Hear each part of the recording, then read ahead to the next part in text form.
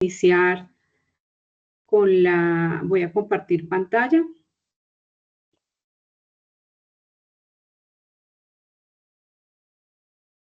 Y por favor, Laura, me confirma si estás viendo mi pantalla en este momento. Sí, señora. Ok, bueno. Entonces, pues darle la bienvenida a esta sesión número 2 de la competencia transversal de derechos fundamentales en el trabajo, en el tecnólogo. Ay, aquí nos quedó mal. Esperen un segundo. Porque ustedes son de animación, ¿verdad? Sí, señora, solo somos 6. Sí. Animación digital. Sí, señora. Sí, animación digital. Vamos a hacer la corrección acá de una vez. Ok.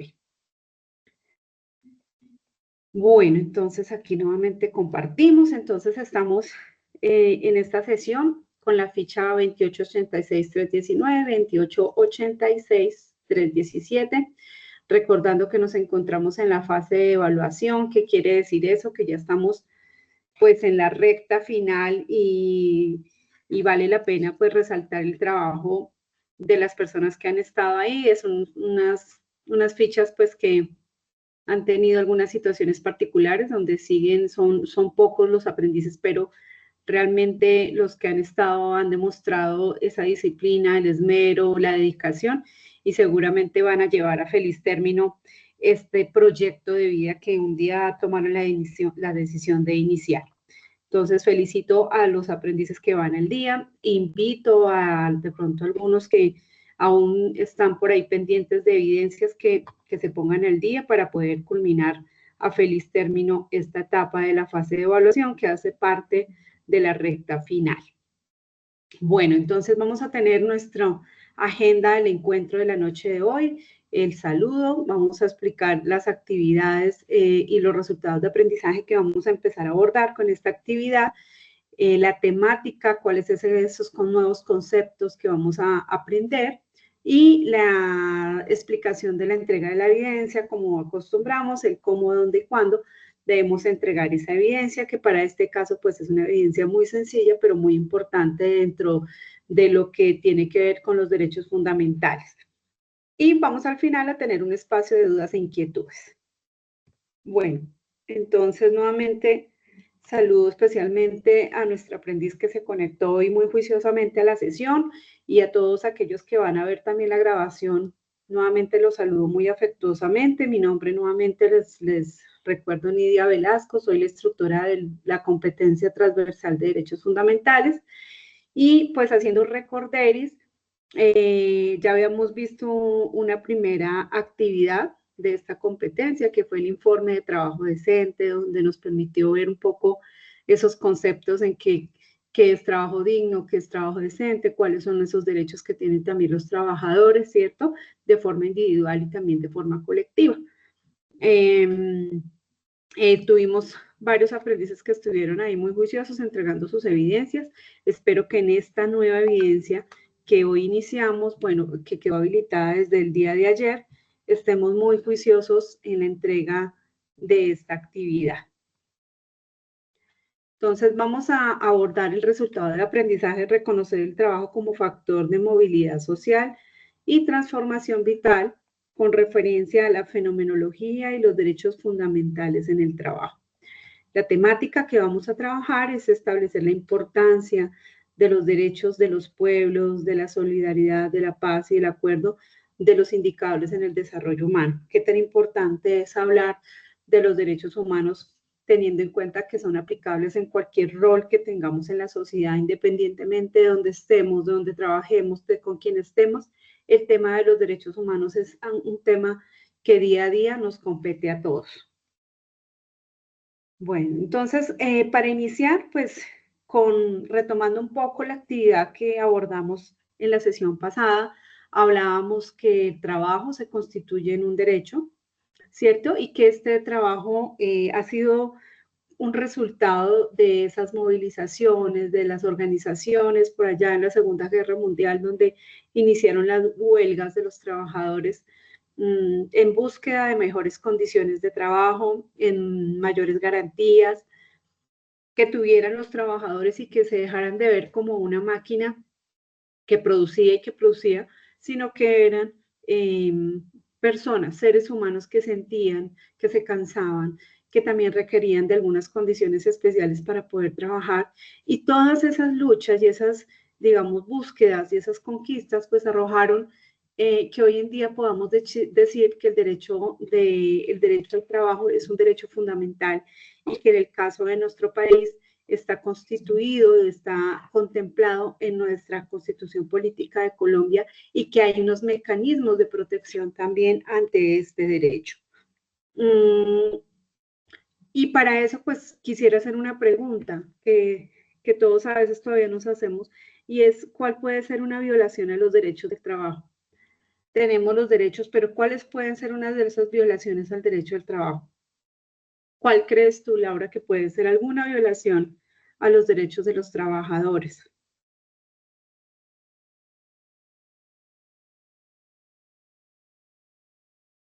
El exceso de tiempo y de pronto la falta de no tener los términos legales como los es el para la salud, mm, de pronto que no les pagan en el tiempo que es estipulado.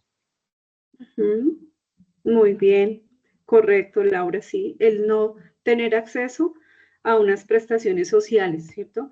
Y eso no debería ser porque digamos que todo trabajador debe tener como esas garantías mínimas de tener sus prestaciones sociales, sus cesantías, que constituyen un trabajo decente. Un trabajo decente es aquel que cumple con toda la normatividad que se requiere cuando se contrata un empleado. Entonces, que la persona tenga su seguridad social, que se le pague. Vemos que muchas empresas le dicen al trabajador, sí, yo lo voy a afiliar, y cuando el trabajador por allá después de 2, 3 años va y solicita su historia laboral, por ejemplo en pensiones, se da cuenta que la empresa no hizo los aportes. Pues eso es una violación, ¿cierto?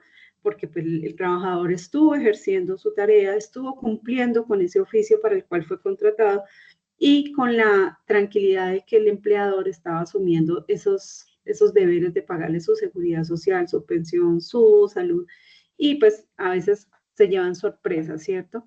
Esa puede ser una violación, lo que tú dices también, el no pago del salario en el momento indicado, que también es una realidad donde vemos que, por ejemplo, en el tema de salud, en los hospitales están tercerizando los servicios y entonces a los médicos, a las enfermeras se les adeuda a veces hasta 2, 3 meses de salario, ¿cierto? Y complicada esa situación porque todos tenemos que asumir algunas responsabilidades financieras en nuestras casas, con nuestras familias, con entidades financieras, y eso no podemos decirle, venga, que es que no me han pagado, ¿cierto? ¿Eso qué hace? Eso al final del día, ¿qué logra? Pues que tengamos un deterioro en nuestra calidad de vida, un deterioro en nuestra salud mental, un deterioro y una desmotivación diaria por el trabajo, porque pues si yo no recibo una remuneración, pues uno de los incentivos más importantes por los cuales yo trabajo es por tener unos ingresos, ¿cierto? Y si no los tengo, pues eso sin duda me va a ocasionar muchas dificultades y principalmente una desmotivación muy grande por esa oportunidad o por esa fuente de ingresos. Entonces, todo eso constituye una violación a los derechos. Entonces, tenemos el derecho al trabajo, pero ese derecho al trabajo tiene unos bracitos que también hacen que el trabajo sea digno y decente, ¿sí? Si no se cumplen unos de ellos, pues nos podemos estar concluyendo que nuestro trabajo es un trabajo que tenga condiciones dignas y decentes, sino que carece totalmente de ellas. Entonces vamos a mirar este video que nos resume un poco sobre esos derechos que nosotros como trabajadores debemos tener y que es importante que lo tengamos muy, muy claro. Entonces vamos a mirarlo acá. Que aquí siempre nos salen las propagandas. Para esas noches de gripa, prueba el alivio que sabe bien. Elimina los Espérate, a síntomas ver de la si acá. gripa con Oraver Gripa Noche. Juan ha trabajado durante 4 años en una empresa privada recibiendo un salario de 2.500.000 pesos por medio. ¿Lo estás escuchando? Sí, señora. Ah, ok. Espérame acá porque creo que se nos fue. Juan ha trabajado durante 4 años en una empresa privada recibiendo un salario de 2.500.000 pesos por medio de un contrato a término indefinido. La empresa no le pagaba su pensión y ARL. Ante esta situación, Juan se acercó a la Dirección Territorial del Ministerio del Trabajo de la ciudad para dar a conocer su caso. El Ministerio del Trabajo realizó una inspección a la empresa y comprobó que estaba incumpliendo el pago a seguridad social de los trabajadores. El Ministerio del Trabajo impuso una multa y dio a conocer a los trabajadores los derechos laborales que tienen al prestar sus servicios a una organización. Las trabajadoras y trabajadores tienen derecho a un salario justo y equitativo, que debe ser suficiente para cubrir sus necesidades básicas y las de su familia. Derecho a la seguridad social. Esto incluye salud, pensión y riesgos laborales. Derecho a la estabilidad laboral. Significa que los trabajadores con contrato a término indefinido no pueden ser despedidos sin una causa justa. De lo contrario, tienen derecho a una indemnización. Derecho a la libertad sindical. Tienen derecho a afiliarse a un sindicato y participar en actividades sindicales, sin que esto afecte su relación laboral con el empleador. Derecho a la negociación colectiva. Este es un derecho que les permite negociar colectivamente con su empleador las condiciones laborales, salariales y de trabajo. Derecho a vacaciones remuneradas. Estas varían según la duración del contrato y la antigüedad en la empresa. Derecho a prestaciones sociales. Los empleadores tienen la obligación de pagar las prestaciones sociales a sus trabajadores. Estas incluyen el salario mínimo, horas extra, vacaciones, primas de servicio y las cesantías. Calzado y vestido de labor o dotación. Este es un pago en especie que el empleador hace al trabajador o trabajadora cada 4 meses y corresponde a un par de zapatos y un vestido completo adecuado a la tarea que desempeñe. Licencia de maternidad y paternidad. Es un tiempo de descanso al que tienen derecho las madres y padres trabajadores. Estimado trabajador, si sus derechos laborales están siendo vulnerados, no se quede callado. Acérquese a la Dirección Territorial de su ciudad o Inspección Municipal y presente su denuncia o queja. Un inspector del Trabajo y Seguridad Social adelantará una actuación administrativa por presunta violación a la normatividad laboral. Esta denuncia también puede tramitarse de manera virtual en la página web www.mitrabajo.gov.co seleccionando el enlace Erradicación de PQRSD. Juan ha trabajado durante 4 años. Bueno, entonces, ¿a qué hacía referencia? ¿Qué información tan importante? Porque a veces tenemos dificultades en el trabajo y no sabemos a qué entidad debemos recurrir, quién nos puede escuchar de pronto esa inconformidad que tenemos frente a ese empleador, frente a esa entidad que nos tiene contratados, ya sea de orden público o privada. Entonces, en nuestro país, recordemos que la entidad que vigila, supervisa, crea las políticas de trabajo es el ministerio. El Ministerio de Trabajo es el encargado también de crear a través de sus oficinas territoriales en todo el país, tienen sus profesionales que son los inspectores a los cuales nosotros podemos acudir cuando tengamos alguna inconformidad respecto a ese ambiente laboral en el que estamos, en que no estamos de acuerdo, en que hay una posible vulneración de derechos. Allí podemos recurrir y en ese espacio lo que hacen es crear como una sala de conciliación donde citan a los empresarios o al jefe inmediato y al trabajador para poder llegar a un acuerdo. Si en ese momento no se llega a algún acuerdo, lo que sigue es poder interponer pues una demanda o también un derecho, una acción de tutela, que ya lo vamos a mirar más adelante como un mecanismo de protección.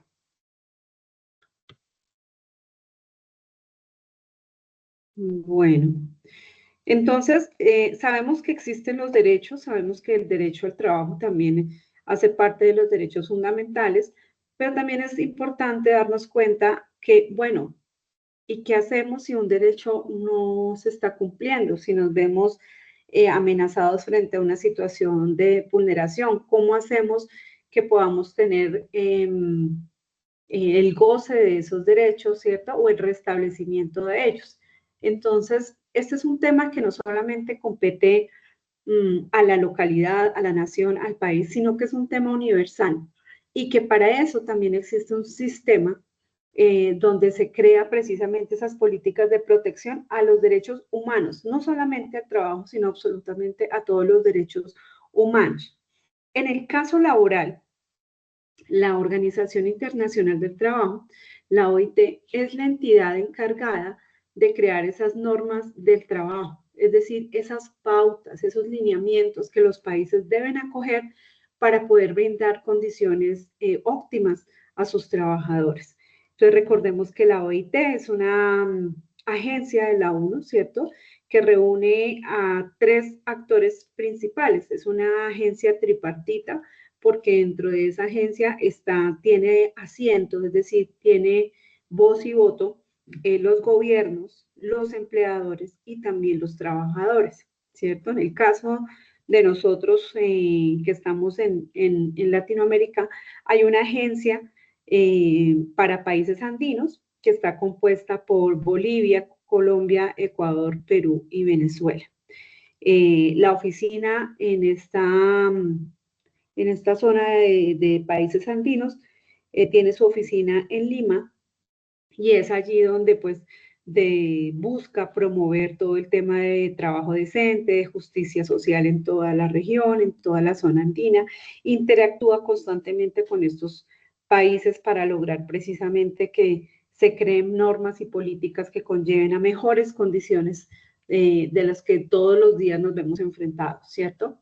Dentro de esas normas internacionales, que son las NIT, normas internacionales del trabajo, están, por ejemplo, la Convención del 98 y 87, el Convenio 98 y 87, que habla de la libertad sindical y la negociación colectiva. Entonces, fíjense que esto está muy alineado a lo que establece también nuestra Constitución como derecho fundamental, y es que cualquier persona puede asociarse, agruparse a través de un sindicato en la entidad en la que trabaja. De igual manera, en estas normas NIT, por ejemplo, está el Convenio 100, que habla de un tema muy, muy importante en lo que tiene que ver con las condiciones laborales, cómo las personas pueden trabajar y qué requieren para poder tener unas buenas condiciones, unas excelentes condiciones de trabajo que les brinden salud, seguridad, ¿cierto?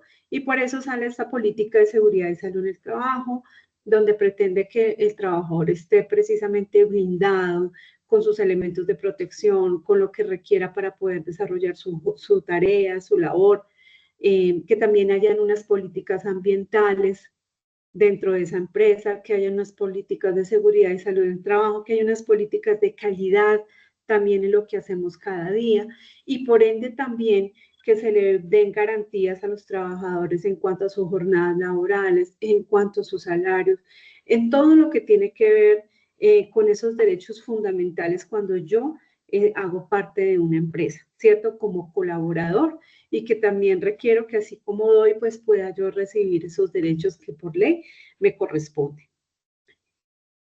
A la no discriminación, que el convenio 111, esto habla mucho de la equidad de género, esto habla mucho de evitar discriminar que, ay, venga, que este empleo es para las mujeres, ese es para los hombres, aquí ganan más los hombres, aquí ganan más las mujeres. No, que haya una equidad de género. Y lo mismo que está en el tema de las personas con discapacidad, también tengan las oportunidades de trabajar y que se vean como parte de una entidad y no como, ay, ¿qué hago? ¿Qué lo pongo a hacer? ¿Cierto? Sino que también esa persona tiene derecho a trabajar, a generar unos ingresos porque seguramente tiene unas necesidades que suplir y dependiendo del tipo de discapacidad, pues también se puede ubicar en la empresa.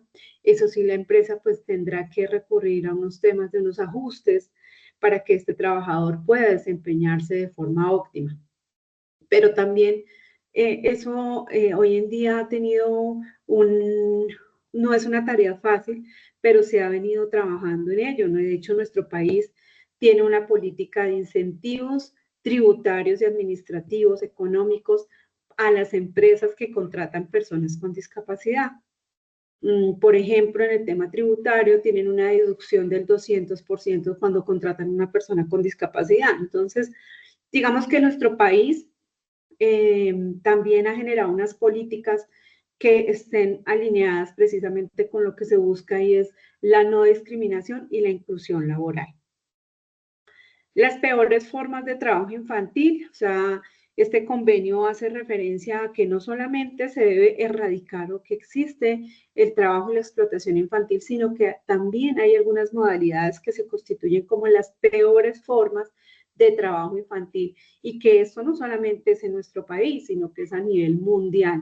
Vemos el caso de la mendicidad, vemos el caso de la minería, donde encontramos niños, adolescentes, trabajando, expuestos a situaciones de peligro constante y no somos y no estamos siendo garantes de esos derechos que tienen nuestros niños, niñas y adolescentes, en donde en esa edad deberían estar estudiando, preparándose, porque pues no por nada decimos que los jóvenes y los niños son el futuro del mundo, de nuestro país. Y si ese futuro no lo cuidamos, si ese futuro no le damos lo que él requiere en esas etapas del desarrollo del niño, del joven, pues seguramente cómo puede ser ese futuro, ¿no? Un poco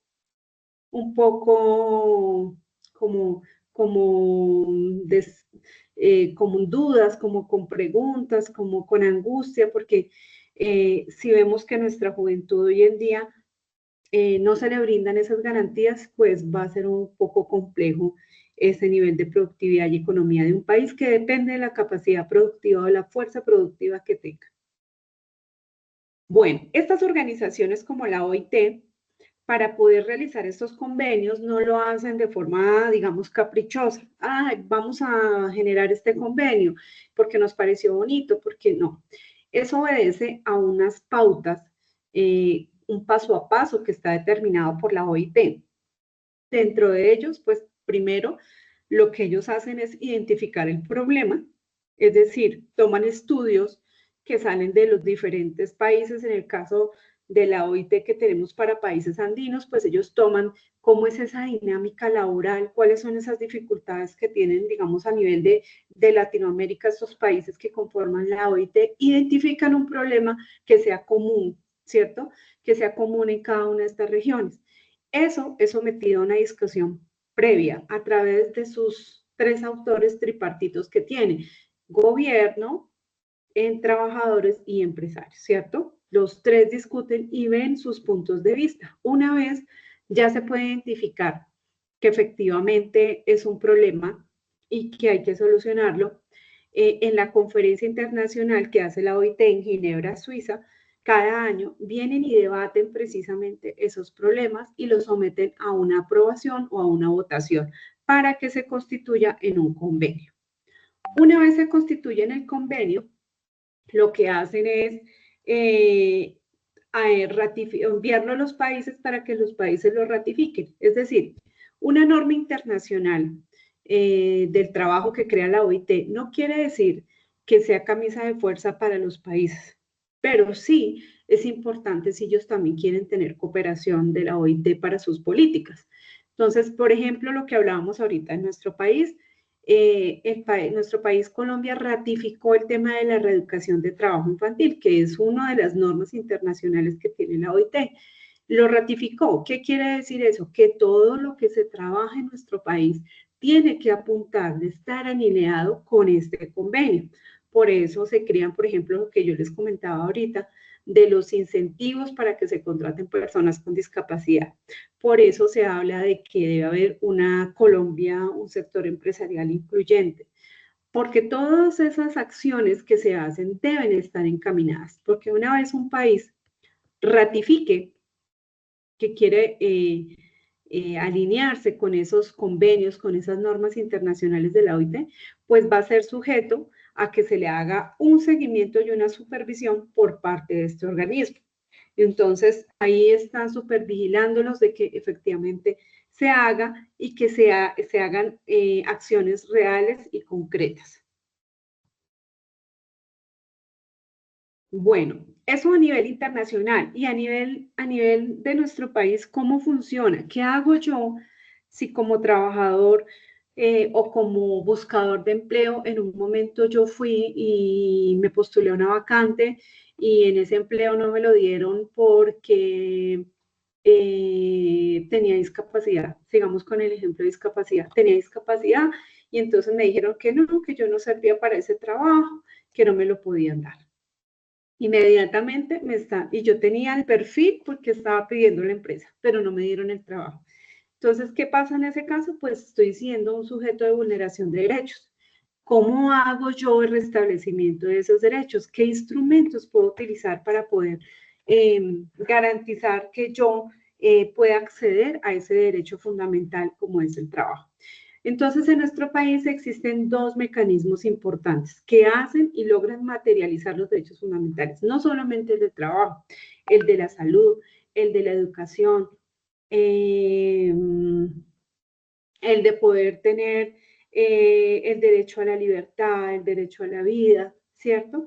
El poder tener condiciones dignas también, todo lo que constituye un derecho fundamental, podemos pedir el restablecimiento de ese derecho a través de estos mecanismos. Entonces, ¿cuáles existen en nuestra Constitución Política de Colombia que habla de que son mecanismos de protección? En primer lugar, hablamos de la acción de tutela, que está en el artículo 86 de la Constitución Política de Colombia y que habla de que esta tutela tiene como objeto la protección de los derechos constitucionales fundamentales.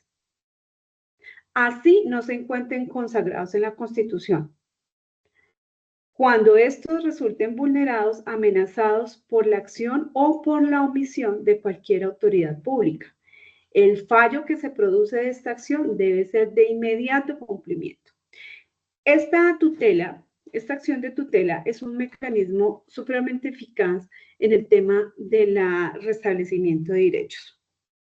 Porque aquí es un camino mucho más rápido para lograr que efectivamente nosotros podamos acceder a ese derecho que nos están vulnerando, nos están violando y que no nos están pudiendo dar la forma de acceder a ello. Entonces, esta acción de tutela ya es muy común, ¿cierto? Ya seguramente ustedes han escuchado de que muchas personas ya optan por entutelar una entidad porque de pronto no les dieron un medicamento, porque no les dieron una entidad. Desafortunadamente nos hemos vuelto como en utilizar también este mecanismo porque no tenemos otra opción. Además porque es un mecanismo muy efectivo, porque es muy rápido. Cuando yo presento una tutela, el juez no se puede demorar más entre 10, máximo 20 días en darle respuesta a esa tutela, en darle solución. Y una vez emita el fallo, casi que es inmediato, tiene 48 horas la entidad para poder acatar ese fallo. Y si no se acata ese fallo, el representante legal de esa entidad incluso puede tener, ir a la cárcel por no acatar ese fallo. Entonces, como se pueden dar cuenta, es supremamente rápido, no requiere que yo contrate un abogado para que me haga una acción de tutela. Hay que tener en cuenta que sí hay que estructurarla muy bien, porque si no la estructuro bien, no la fundamento bien una tutela, pues puede ser que el juez declare que no es admitida, que no es vinculante y no le da trámite. Eso puede pasar también. Entonces, ¿qué es importante a la hora de hacer una tutela? Poder tener clarísimo los hechos, enumerarlos, primero, segundo, qué fue lo que sucedió, tener muy claro cuál es el derecho que efectivamente se está vulnerando y nombrarlo, pero con sustento legal. Entonces, la Constitución Política de Colombia, en el artículo tal, en el artículo 25, habla que el trabajo es un derecho fundamental, hay que sustentarlo legalmente en que efectivamente se está haciendo una vulneración de un derecho. Porque este mecanismo, esta acción de tutela, solamente aplica para vulneración de derechos fundamentales. Entonces, eso es muy importante tenerlo en cuenta. Una cosa es que yo pida información de pronto a una empresa, pero eso no es un derecho fundamental, ¿cierto? Que yo estoy pidiendo información, que como un trámite, eso no es un derecho fundamental, ¿cierto? Entonces hay que tener muy claro cuál es el derecho que está siendo vulnerado hacer la petición clara y concisa y tener sobre todo las pruebas de efectivamente que se está dando una vulneración. ¿Cuáles pueden ser las pruebas? Pueden ser solicitudes. Ahorita vamos a hablar del derecho de petición, pero el derecho de petición se convierte como en el primer paso que yo solicito, como que, venga, usted me está vulnerando un derecho, ¿qué está pasando? Como una solicitud, estoy pidiendo una queja, y ya cuando me responde la entidad y esa respuesta que me da sobre ese derecho de petición para mí no tiene una solución de fondo, pues se convierte en una prueba para que yo pueda instaurar una tutela. Importante también colocar temas como la notificación, donde una vez se emita el fallo, pues donde me pueden notificar, correo, teléfono, y pues obviamente firmarla. Son como unas características, una estructura muy sencilla, pero sí es importante que esté muy bien fundamentada para que sea admitida y pues tenga esa solución de fondo que se busca a través de este mecanismo. Muy bien. La tutela puede... Sí, Una preguntita. señor. ¿Quién me habla? Espérame que es que estoy viendo quién me habla. Néstor, ¿sí? Sí, Hola, Néstor, ¿cómo estás? la profe. Un gusto que nos acompañes. Gracias. Era para preguntarle. Resulta que pues acá yo pertenezco, en el IMPEC yo pertenezco a un sindicato y pues el sindicato, yo soy el secretario de la seccional de acá de Palmira, Sí, laboral, es nacional. Pero siempre me ha creado una duda, porque cuando nosotros como sindicato, como organización sindical, presentamos algún oficio presentándole una queja o haciéndole una sugerencia a la dirección del establecimiento, siempre, siempre han dicho que esos oficios también se pueden considerar como derechos de petición. ¿Es sí, verdad eso? ¿O siempre sí. tiene que invocar el artículo 23 de la Constitución? Pues es mejor citarlo, obviamente, así sea un derecho de petición. Es mejor darle fundamento legal. Sin embargo, ¿qué ha pasado, Néstor? Digamos que muchas entidades y más las entidades de orden público han empezado a darle tratamiento de derecho de petición a sus quejas, peticiones o reclamos que se hacen a través de este módulo de las PQR. Le dan ese tratamiento de derecho de petición y eso me parece estupendo porque a veces uno mandaba una solicitud a través del módulo PQR y pues se nos volvía paisaje muy bonito ahí y nos quedábamos durmiendo y nunca nos daban respuesta. Pero ahora sí es importante y es un tema que yo he visto mucho, y es que a todas las solicitudes que se hacen a través del módulo PQR, se les está dando tratamiento de derecho de petición. Y esa respuesta que emitan de ese derecho de petición, si en algún caso, como les decía ahorita, no da respuesta de fondo, porque puede pasar, a veces simplemente contestan como de forma, por los laditos, pero no tiene una contestación de fondo, una solución profunda frente a lo que estamos pidiendo, pues esa información o esa respuesta, pues para nosotros se constituye en una prueba para después sí instaurar una tutela. Entonces, pero digamos que el paso a seguir primero es poder hacer ese derecho de petición y ya con la respuesta poder determinar si hay un derecho fundamental que está siendo vulnerado, poder interponer la demanda tomando como una prueba esa respuesta que nos dieron, que lo he visto y hoy en día es muy común que se haga porque digamos que a veces las entidades tratan como, digámoslo así, con pañitos de agua tibia, tratar de solucionar algunas situaciones que tienen otra trascendencia mucho más importante y que la solución a veces está en las manos de las directivas y no la toman. Entonces, para nosotros sí se puede constituir preciso en un derecho de petición, incluso en una prueba para instar a una tutela. Y que tiene unos términos, ¿no? Que hay que tener en cuenta. 15 días, bueno, ya vamos a hablar de eso, pero 15 días dependiendo de la solicitud que hagamos, porque también hay otras entidades, digamos que hay tipos de solicitudes de derechos de petición, cuando pido información, cuando pido documentos, incluso si yo instauro un derecho de petición que va para el Congreso, ellos tienen 5 días calendario para contestar, así sea un derecho de petición. ¿Sí? Depende mucho del tipo de solicitud que se haga. Pero sí, a tu respuesta, Néstor, es que sí, el módulo de PQR, las solicitudes que se hagan a través de este módulo, se les está dando tratamiento de derechos de petición. Es decir, cursan los 15 días. Sí, profe, aunque eso también es como un mecanismo para desviar o dilatar la respuesta. Yo, en el caso de nosotros acá en Palmira, Sí, nosotros existe una cuestión de convenios que realiza la dirección con las alcaldías, con los municipios, sí. para recibir los internos de los municipios, porque nosotros somos una entidad nacional. Entonces, todos los municipios deben tener o su propia cárcel, como en el caso, la única cárcel que existe en Colombia, que podría decirse distrital, o sea que el día de Bogotá es la que tiene esa, esa, esa, Potestad. esa cárcel. Ajá.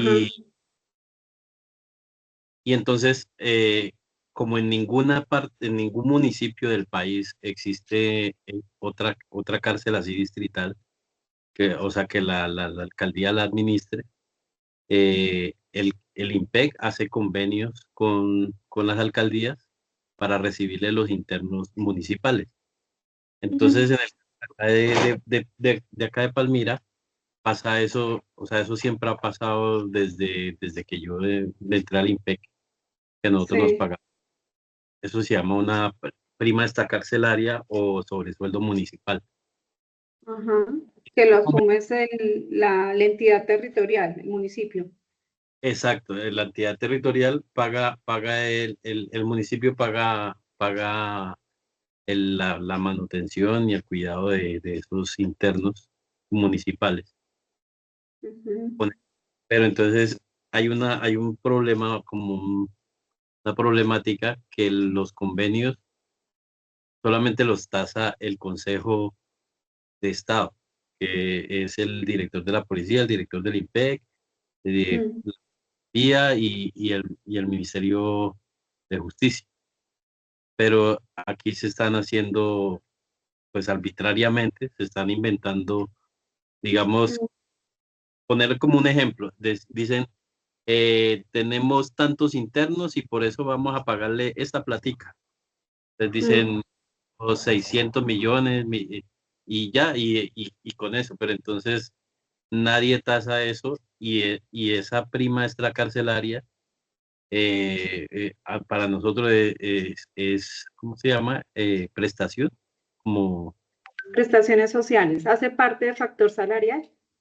Exacto, factor salarial. Entonces, ahí se están vulnerando unos derechos a nosotros. Entonces, Claro. los sindicatos mandaron un derecho de petición al Ministerio del Trabajo y la respuesta fue esa, lo que acabo de decir usted, de que no, diríjase al apartado de PQRS y en el link tal y ahí se le va a responder de Sí. manera más rápida porque por este medio no es posible. Sí, Y ya las entidades lo están haciendo, pero y no existe, digamos, a nivel de entidad, digamos, normatizado ese proceso, o eso es cada quien lo decide cómo lo hace, cuánto es el pago por el número de un interno que esté ahí, cuánto es el pago que debe haber la alcaldía, o eso está especificado en algún lado. existir, pero no existe. La, Mm, la cuestión es que, por ejemplo, o sea, yo lo estoy diciendo, aquí en Palmira siempre han pagado eso. ajá. Y yo entré a trabajar en el 2002, llegué a esta cárcel y, y pagaban en esa época como ciento y pico mil de pesos. Ya hasta la última fecha que pagaron, que fue en el 2010, nosotros ya recibíamos del sobresueldo municipal como 350.000 pesos. Y eso era Mm, lo mensual. Y al día de hoy, haciendo cuentas, pagan como 1.200.000, 1.600.000 anual. O sea que dividiendo eso serían como ciento y pico de mil de pesos. mm, O sea, mm. Sí, de no, no, 2010 no. recibíamos 300 y ahora en la actualidad solamente recibimos como 100.000 pesos. O sea, hay una desmejora en las condiciones laborales. Exacto. Y aparte de eso, o sea, son más internos. eh, y es eso, es precisamente por eso, porque digamos el alcalde llega y dice, no es que yo tengo este rubro para, para pagar esa disposición. Entonces, el año pasado, él dijo, tengo 1.200 millones. Y este Mm, año dijo, tengo 2.000 millones. mm, Pero entonces, de esos 2.000 millones, tiene que separar el 30% para la guardia, el 30% para los internos, para pues la manutención de los internos, y el 30%, no, el 35 para los internos y el 35 para el establecimiento. 70, sí, 70%. 2.000 millones, son como el 30% es para que nos paguen a nosotros. Pero, o Pero sea, es muy ambiguo, ¿no? O sea, está muy sujeto a, es muy subjetivo, ¿no? Eso yo tocaría mirar porque debe haber alguna norma. Bueno, no sé si exista, no conozco muy bien cómo es el tema interno administrativamente hablando del INPEC, pero sí debería haber algo algo más objetivo, ¿no? O sea, porque es que ahí lo deja muy ambiguo a lo que cada alcaldía quiera pagar. O sea, no sé si me hago entender, o sea, como a y al convenio que voluntad hace política. con el director del establecimiento, porque Ujú. se da para pensar de que hay dinero de por medio o algunos intereses extraños, Sí, porque claro. las asociaciones sindicales nunca nos llaman para participar en esos convenios. Y Sí. cuando ya lo hacen, dicen, no, es que ya se habló con el alcalde y ya está la negociación y entonces Y esto es ya lo que... quedó así. Y entonces cuando ya nos vienen a decir para que los sindicatos pues peguen el grito en el cielo, pero ya no se puede hacer más nada. Claro, Y porque me esta, imagino que hacen un acto administrativo, un documento ya, un convenio que ya es muy difícil poderlo después pues, exacto, hacerlo caer, sí. Pero bueno, Néstor, es importante lo que están haciendo y no pierdan el impulso. Háganlo a través del módulo de PQRs, háganlo incluso pues con copia también al IMPEC para que puedan quizás tocarnos entrar y quizás desde ahí se pueda hacer algo ya un poco más normatizado, más reglado y que no sea tan ambiguo, que sea como al interés político que esté en el momento, ¿cierto? Al de turno, sino que ya esté establecido, porque una vez establecido dentro de esos beneficios o esas prestaciones sociales que tengan ya los trabajadores o los miembros del INPEC, pues ya ahí ya es otra voz, dicen, ¿cierto? Porque ya hay un argumento jurídico. Pero estando así como tan en el aire, pues es complicado, es un poco complicado. Pero creo que no hay que perder el impulso, hay que seguir, o sea, en esa búsqueda de que se pueda normatizar, de que se pueda establecer ya algo más claro y concreto y que esa sea la base, porque si hay una desmejora en las condiciones laborales, pues si hay una vulneración ahí, indudablemente una vulneración de derechos. sí, y esa es pues la razón, como el quid del asunto de nosotros solicitar esto, que estamos Claro. siendo en el pago de esa, ¿cómo es que dijimos? La prestación laboral, ¿cómo es? Las prestaciones, sí, por lo que se constituye factor salarial. Ese Exacto. ingreso que a ustedes les llega se constituye factor salarial y pues por ende les afecta su liquidación y todo lo que les vayan a dar, o sea, es la base. Entonces sí es importante pues que eso quede por escrito, quede ya establecido y qué bueno que se pudiera lograr a través del sindicato, lo que ustedes están haciendo. Y me imagino que eso no es solamente allá, me imagino que eso puede ser hasta una generalidad a nivel país, ¿no? Muchas Exacto. condiciones. Se logra algo, eso repercutiría en los demás municipios, que pues imagínense, son más de 1000 municipios en Colombia. Y Y la que cuestión eso, no es solamente el municipio de Palmira, la cárcel es de Palmira, pero también hay convenios con los municipios de alrededor, Cerrito, Pradera, todo, hasta Candelaria. Pero mire, imagine que a nosotros nos pagan, por ejemplo, del municipio de Candelaria como 200.000 pesos anuales. Entonces, ya calcula eso el daño. no es ni el pasaje de bus. No, calcula el daño. Y bueno, ahí le pueden hacer copia también al Ministerio del Interior, Ministerio de Defensa. Yo Pues, pensaría que estaba, también se le puede hacer copia, claro, a ¿no? todos los, dependiendo de las respuestas que nos Mm, den en el Ministerio de Trabajo, sí, toca, claro. Porque el Ministerio de Trabajo de pronto les va a pedir alguna, bueno, o de pronto el Ministerio de Trabajo directamente con el INPEC le va a pedir, bueno, como una argumentación jurídica frente a cómo se toman esas decisiones de ese aporte económico o ese convenio que se maneja con los entes territoriales, ¿no? Algo que de pronto no se conoce, ustedes de pronto no lo conocen, pero debe haber algo donde esté especificado es precisamente cómo se hace ese tipo de convenios con los municipios. es el decreto, el acuerdo 407, me parece. Vale la pena que ese acuerdo, cuando ustedes emitan esa solicitud a través del PQR o derecho de petición, mm, lo expongan. O sea, váyanse con argumento jurídico, en el acuerdo tal, porque eso le da más sustento al derecho de petición. O sea, le da mucho más peso. Sí, en la ley 65, el Código Ujú. Penitenciario tiene varias hasta la Constitución tiene algunos apartados, artículos que, Ujú. pues basado en esto es que hemos hecho el derecho de petición. Eso lo Ah, está bueno. el Bueno, presidente. Néstor, me vas contando cómo va todo, claro que sí. Ojalá te deseo muchísimos éxitos en esa tarea y no te motivo para que lo sigas haciendo. Sin duda, lo que están haciendo no solamente es en bien de ustedes, sino que trascienden toda la institución. Entonces, qué bueno que estén trabajando por el bienestar de todos y no motivarte para que lo sigas haciendo y que ojalá tenga feliz término.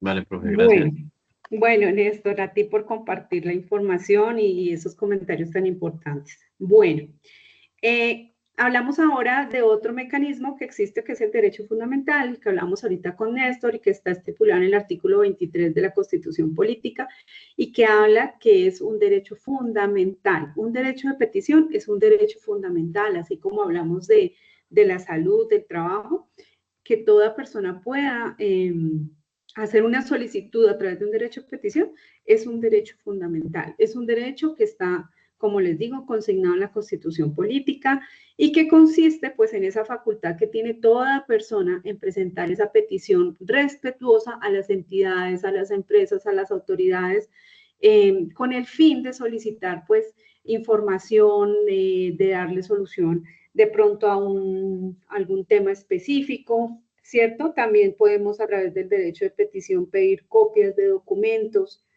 información que consideramos es importante y relevante y nosotros podemos tener, porque como les comentaba, esa información se constituye también en una prueba por si más adelante vamos a interponer una tutela.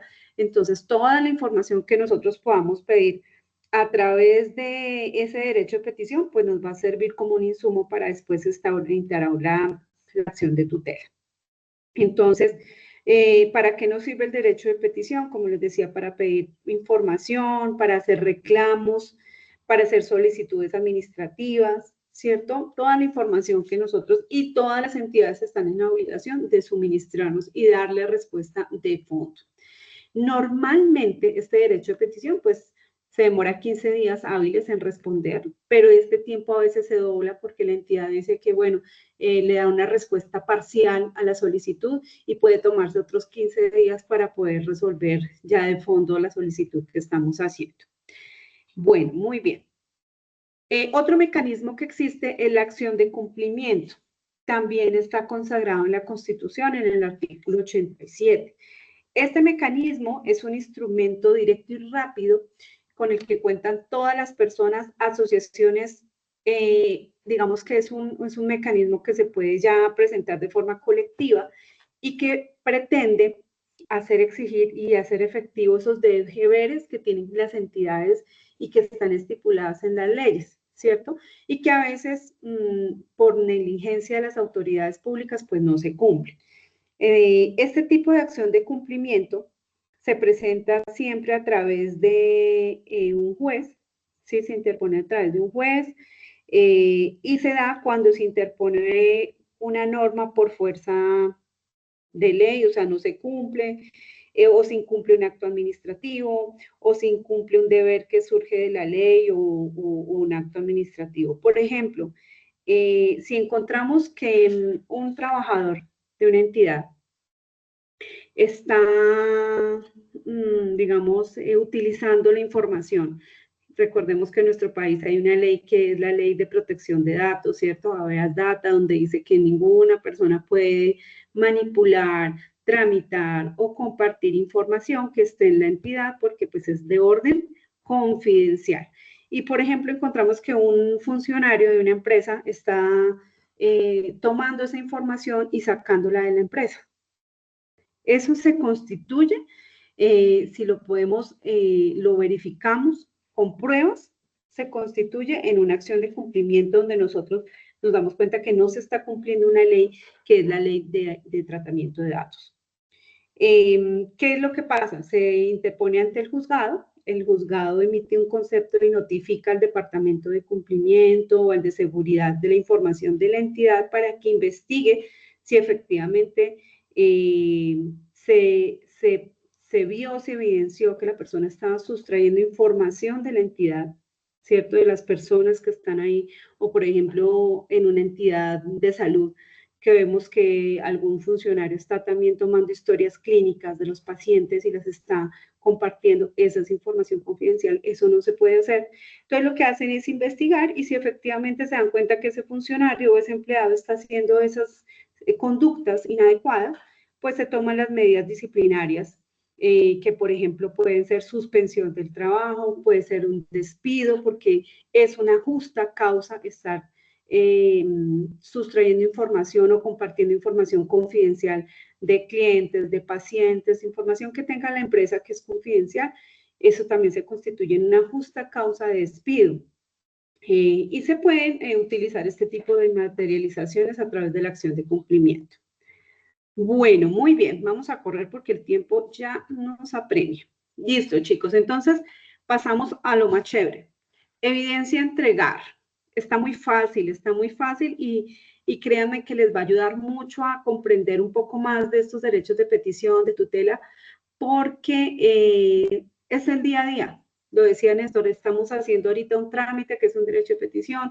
En algún momento de nuestra vida podemos tener que hacer una tutela y como les decía, antes decíamos tenemos que hacer una tutela, inmediatamente recurríamos al abogado porque no sabíamos. Hoy en día una tutela la puede instaurar cualquier persona. No necesitan de un abogado o un apoderado. Incluso cuando la situación es de extrema urgencia, se puede hacer la tutela de forma verbal. no tiene que ser por escrito. Entonces, hay unos mecanismos hoy que utilizan y que nos facilitan que nosotros también podamos hacerlo. Entonces, esta evidencia lo que pretende es que ustedes interioricen un poco más estos conceptos de tutela, este concepto de derecho de petición, y lo vamos a hacer a través de un producto que vamos a entregar, que es un cuadro comparativo. En ese cuadro comparativo, pues vamos a comparar, como su nombre lo dice, estos dos conceptos. ¿Qué diferencias hay cuando hablamos de una tutela y qué diferencias hay de cuando hablamos de derecho de petición? Vamos a hacerlo, lo pueden hacer manualmente, si ustedes quieren lo pueden hacer manualmente, no hay problema.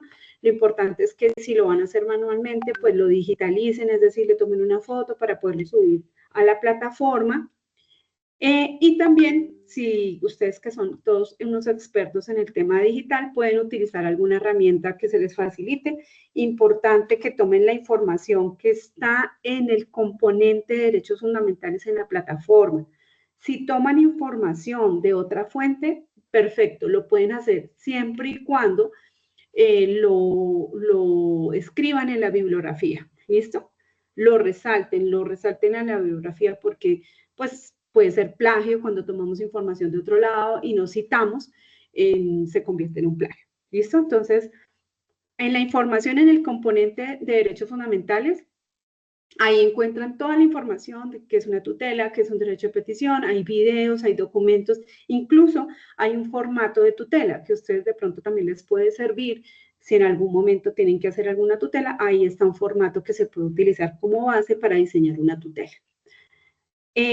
Extensión, mínimo una hoja, máximo 2 hojas.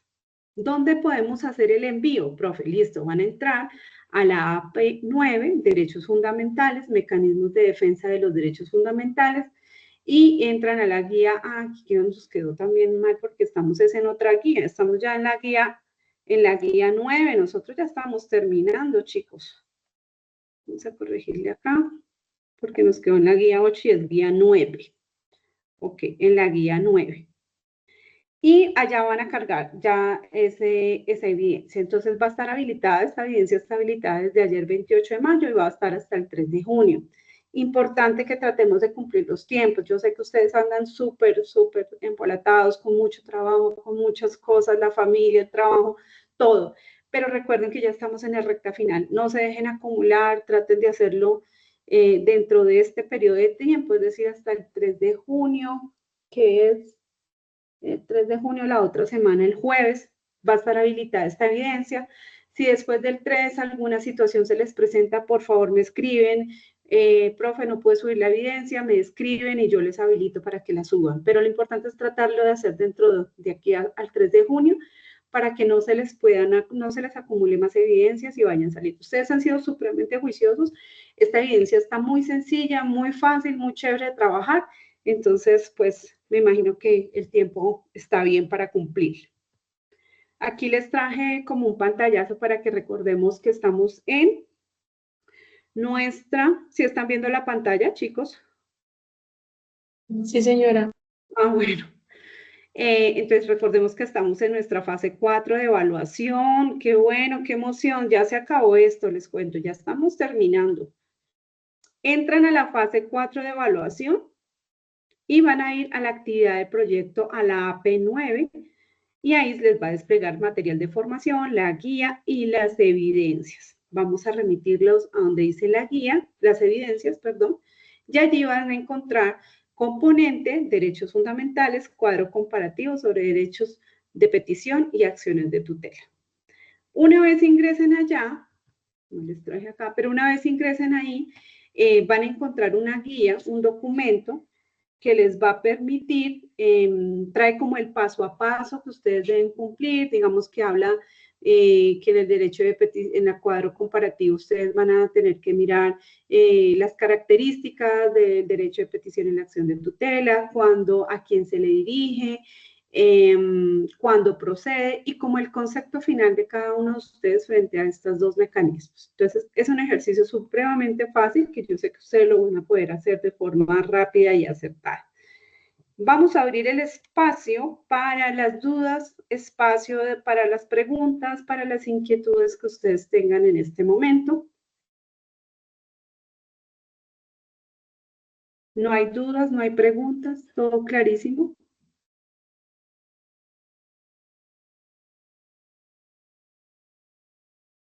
Profe, Sí. ya está en Dime. la plataforma y está pues descargando todavía no aparece la guía de aprendizaje. Ok. Si quieres, voy a hablar con la profe Lady, con la instructora Lady, pero si quieres entras a la evidencia que dice cuadro comparativo y ahí en la evidencia cuadro comparativo, es más, les voy a compartir aquí pantalla porque yo tengo el archivo. Sí, eso ya está ¿Sí? ¿Sí? ¿Ya lo viste? ¿Sí? Es un Word. sí, está el de lo de evaluación y el Word que dice guía para elaborar. Es correcto. Ahí les va a hablar de cómo deben hacer. Voy a hablar con la profe Lady, no sé si todavía no está habilitada no está habilitada todavía la guía, pero ya debe quedar entre hoy y mañana. Pero aquí en este Word está todo lo que está en la guía, pero solamente están los derechos fundamentales, porque lo que hacemos es como para que les quede más fácil ustedes ver solamente y no el montón de archivos, sino ver solamente lo de la competencia. Me parece que es mucho más práctico para ustedes así, que puedan ver esta misma información está en la guía, solo que aquí habla solamente de nuestro componente de derechos fundamentales. Entonces acá habla de las características del derecho de petición, cuáles son las acciones, en qué momentos aplica el derecho de petición y la tutela, y como esos criterios que ya tenemos nosotros de qué beneficios brinda cada una de ellas. Es solamente ¿Sí? referente a la evidencia del cuadro comparativo, ¿cierto? Sí, esta guía solamente es de nosotros como componente de derechos fundamentales. La otra guía, yo creo que la profe Lady entre hoy y mañana ya la debe estar colocando para que vean también las otras evidencias de las otras competencias. Pero aquí van a poder ver solamente la de derechos fundamentales como un resumen, para que les quede más fácil. Vale, profe, muchas gracias. No, a ustedes, gracias. Bueno, ¿alguien tiene alguna pregunta? Laura, sí, señora. Instructora, qué pena. En la evidencia del cuadro comparativo, debemos hacerlo según las normas APA. Sí, si van a citar, o sea, la idea es que la hagamos como, yo siempre pues dice que cuadro comparativo, pero me parece que ya a nivel de nosotros de formación, pues siempre que entreguemos un trabajo, hagamos la portada, hagámosle la introducción, eso habla de nosotros y de la calidad de profesionales que somos, y entonces su portadita, su introducción, el trabajo, o sea, el cuadro comparativo, y si toman información de otras fuentes, pues hay que citarlas en la bibliografía. ¿Listo? Es importante eso para que no vayamos a tener problemas de plagio ni nada de eso. Sí, señora, gracias. A ti, Laura. ¿Alguien más tiene otra preguntita? ¿Duda, inquietud, sugerencia? Ok, Profe, chicos. está Dime. leyendo una parte de la guía de la elaboración. Dice forma de entrega, pero habla como de la evidencia de la AP7. Espérate, miro. ¿O será que se subió el otro archivo? Dame un segundo, miro. AP9. En la parte de abajo. Sí, en la segunda página, donde dice forma de entrega, dice en el Ajá. menú de la plataforma ubique contenido de curso, posteriormente acceda a fase 3, ejecución. Ah, ok, sí, ya. Mira, es que de pronto cuando se cargó el archivo quedó la anterior, porque mira, en la que te voy a proyectar, en esta sí dice la fase en la que estamos.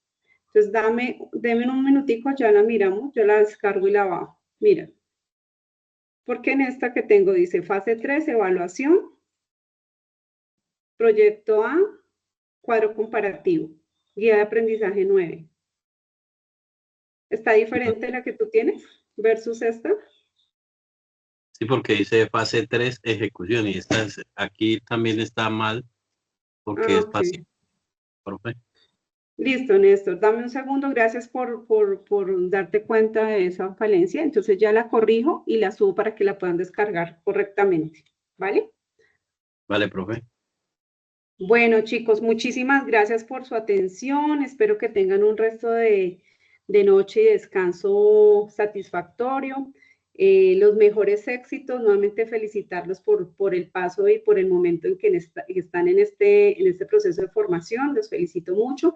Cualquier duda, pregunta que tengan al WhatsApp por interno o en el chat sincrónico, también yo estoy todos los jueves y todos los viernes. Se pueden conectar y yo estoy ahí para brindarles todo el apoyo que requieran.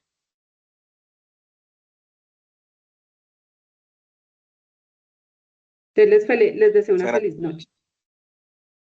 Muchas gracias, profe. Gracias. Buenas noches. Muy bien. Bueno, que descansen. Gracias por participar. Que estén muy bien.